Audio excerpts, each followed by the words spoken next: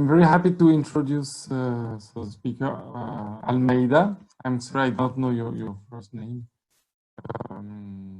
So you're going to present an Erasmus project, of course, Frontiers, bringing Nobel Prize Physics in the classroom.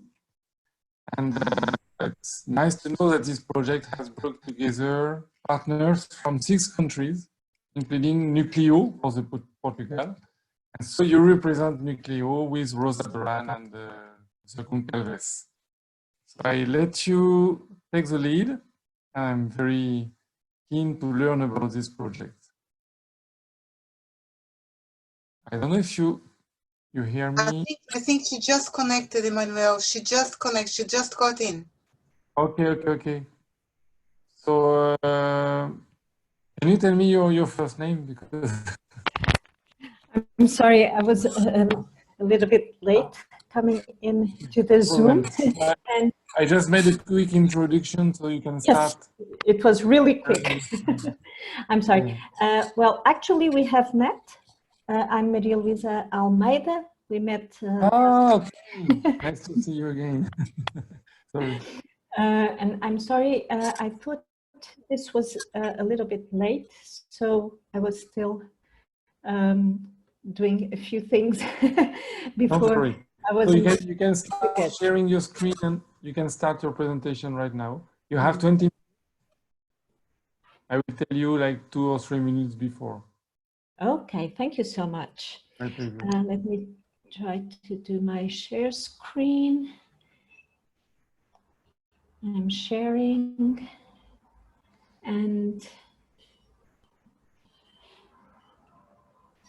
start playing it from start. Well, this is going to be a presentation of a project we have called Frontiers, and I will focus a little bit more on the part of the astrophysics, because this is a hands-on universe, although everything is really so much related that I can talk about the whole project, because physics is physics and we use it everywhere. I'm talking in the name of Nucleo. They are the people involved in this project from Nucleo, and of course the Frontiers team, which I will talk a little bit more in the following slides. So what is the idea of having a new project called Frontiers? Well, if you were listening to Sarah Andrews, who was giving a really nice talk a few, I don't know, 3 or 4 sessions before, she emphasized how much science is everywhere nowadays and how much kids see science and feel science and are alert to science discoveries that appear in the media, appear in the books, appear in the movies and everywhere. So nowadays there is so much scientific information going around that students end up listening a lot about new discoveries and cutting edge phenomenon and research that is being done. And usually they do get interested about it. Over here I have the slides that one of our collaborators had, these images of how many newspapers gave so much emphasis in this case, in these 2 really outbreaking discoveries. So the discovery of the Higgs boson, it made headlines everywhere in the world, and it was first page, so front page with big letters and everything. The same thing with the detection of the gravity waves. It was also really on the news.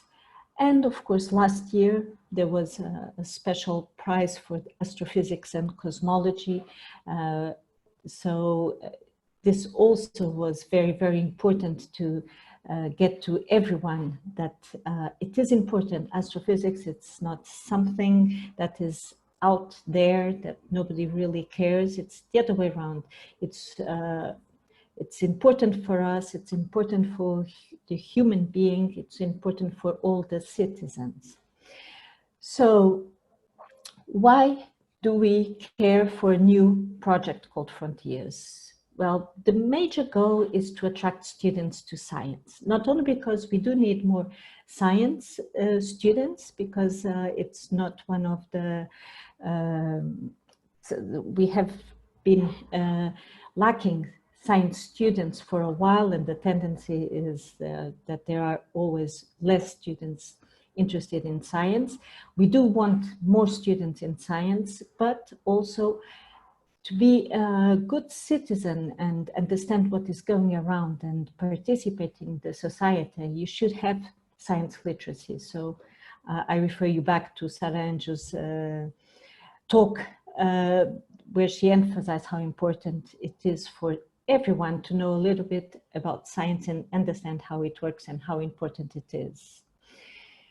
How are we going to attract students to science? Well, since science is everywhere in the media, let's use the enthusiasm that the students have about cutting-edge discoveries and experiments and introduce them to all these new, really exciting discoveries, so that they understand a little bit more what is going on and get more enthusiastic about understanding what scientists do. So what is Frontiers going to do? Well, Frontiers decided to create activities and resources that will give students and teachers the possibility to get to know a little bit more about modern physics and what we call the Nobel Prize winning ideas. So this is an Erasmus project. It's going to run for 3 years. It's already starting on the last year. Of course, we were a little bit delayed because of the coronavirus.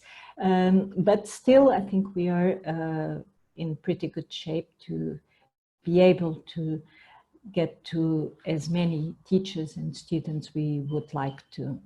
So we have quite a few different institutions. We have the Institute of Accelerating Systems and Applications. We have the European Gravitational Observatory, and we have the Paris Center for Cosmological Physics. So these are institutions that do scientific research. Then we have the Dublin City University, which does pedagogical research. And there are other 2 institutions, Nucleo and Elino Germanici Iagogi, a school that also has pedagogical research.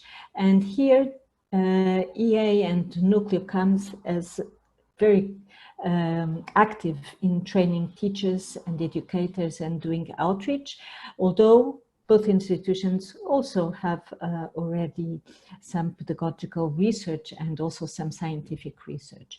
So we gathered the expertise of all these institutions. They belong to 5 different countries, and we came together to get the Erasmus project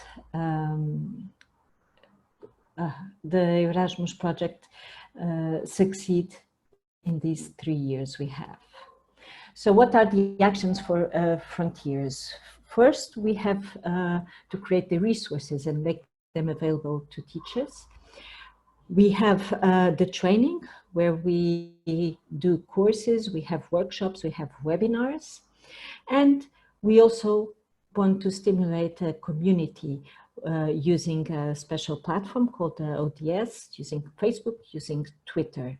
So we have 3 lines of actions: the resources, the training, and the community. Building community is very important, so that the project does not die after the 3 years of Erasmus.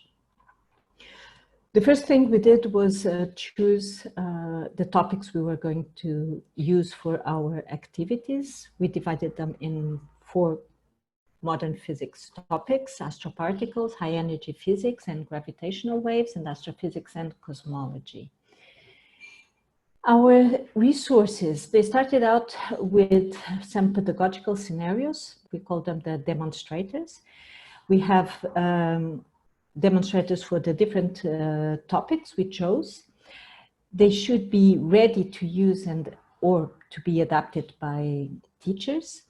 They follow an inquiry methodology so that we get the students really learning more deeply and getting really interested in the topics that we are using. And they should be available on an online platform that allows you to create the communities of the teachers and also to share the resources very easily. And all these demonstrators should be translated into the partners' languages. So these are the general lines that guided our demonstrators. Just going a little bit further into the methodology used, I think that by now everyone has heard about IBL, inquiry-based learning. We have used a simple cycle of 5 main phases. The idea is that the students, if they follow the demonstrator, they will be doing themselves the hypothesis and planning the investigation and then the analysis and interpretation. So we really try to have them putting their heads into the demonstrators, into the activities, so that they really understand what research, what scientific research is. So the demonstrators, I'm just going to have show you the demonstrators in the homepage. We don't have time to go through them, but let me just see if I can, if I can show you the demonstrators in the homepage. Just a second. Let me share now the homepage that has the demonstrators. It's the homepage of the project. It's over here. 1 second. Should it be this one? I have so many windows over here.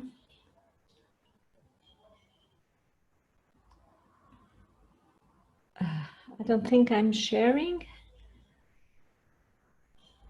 Emmanuel, can you tell me if I'm sharing? Yes? Okay. Yeah, we see the homepage. Okay, thank you. Thank you. So I just went to the homepage of the project. That was the link that I had before. And I have here the demonstrators so that I can give you an idea of what they are about. I'm going to focus on the ones that have more to do with astrophysics and cosmology and the gravitational waves. So over here we have gravitational wave noise hunting. I have to take finding black holes in a chirp, black holes in my classroom, measuring the recess velocity of distant galaxies, discovering alien worlds, the ego control room, exploring the sun, and well, so many more. There are, I think, 25 or 26 demonstrators that are already ready for you to look at them. I'm going to open one of them so that you get an idea of what you can find in the homepage of the Frontiers project. So if you're interested in one of them, for instance, the black holes in my classroom, you can open it over here and you'll get some information about the demonstrator. You can find an overview of the demonstrator. So in this case, it will tell you that it is about black holes and give you a short description of what is going to happen in the demonstrator. And then you also have already outlined the learning outcomes, prior knowledge you might need, concepts introduced, learning intentions, and the key activities that are going to take place during the demonstrator. And finally, by the end of the demonstrator, what students should be able to answer. I'm sorry for the noise. So this is such that the teacher can get a pretty good idea about how the demonstrator is going to evolve, so that they don't waste too much time looking for things that afterwards will not be suitable for them.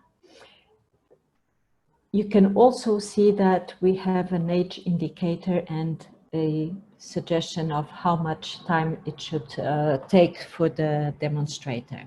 Then if you want to look at the demonstrator, you can follow the link. At this point, we still only have the English version, but very briefly, you will have it also in other languages.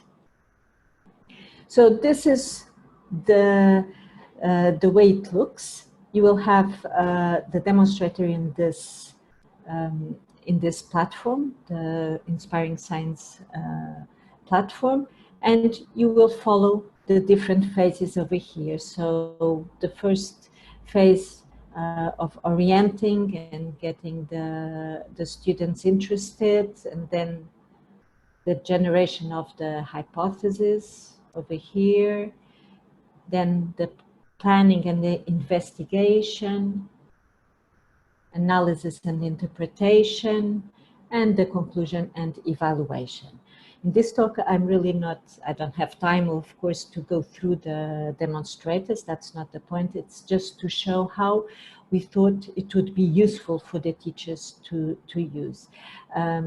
Many of these demonstrators use real data. 5 minutes left. Okay, thank you. Most of the demonstrators use real data, so the students are going to use data that scientists also use. So we thought that this should be very important for them to realize that they can understand what the scientists do. So I'm going just back to my presentation. This is right here. Okay. And play from current site. Okay. So we go through black holes, exoplanets, the sun, calculating the age of the universe. And then we also have the other demonstrators for gravitational waves and high energy physics, astroparticles, and so on. From these demonstrators, we have, from our experience presenting them to the teachers, we have decided to aggregate shorter activities that have to do with the demonstrator, but are shorter or just focus a few parts of the demonstrator, so that the teachers can get some experience about the subject that is being taught in the demonstrator. So it's a help for students and teachers if they are not able to go through the whole demonstrator. We have had the request of many teachers to adapt to different levels. Especially the primary school teachers are very interested in also having the possibility to introduce modern physics to the students. And we also have started creating some challenges so that we have a more dynamic interaction with the teachers and the students. Very important is the national training. So all the collaborators have training, are training the teachers. It can be their online workshops or certified courses, reflection meetings, but also we have the international training and support. This was very important. For instance, in July we had our summer school online. It was, I think, very successful. We had many teachers. We had around 50 teachers that followed the summer school, and they produced and helped us also produce more activities within the topics and within the demonstrators. So it has been very interesting to work with the teachers and having them look at the demonstrators and adapting them. We plan to have more. Just 1 minute left. 1 minute, yeah. Just to say that we plan to have more online workshops and more interaction, and for that we have the groups that you can find both in Facebook and Twitter, or in the Frontiers. You can have access to the newsletters to know all the training, international training and meetings that are going to happen for this project called Frontiers. So I think I'm on time, Emmanuel. Yeah, you're perfectly on time. Thank you very much. Okay. I should not have interrupted you. No. Yeah. So we have some very happy comments from the people who hear you. Okay, I can't see. Let me see. I guess people can contact you or directly contact the project Frontiers if they want to take part of it. Is that correct? People can send you a mail or can contact the project directly through the website. Yes, or contact us, Núcleo. Yeah. Either me, Rosa. But yes, we would like to hear from you. So thank you for this great job.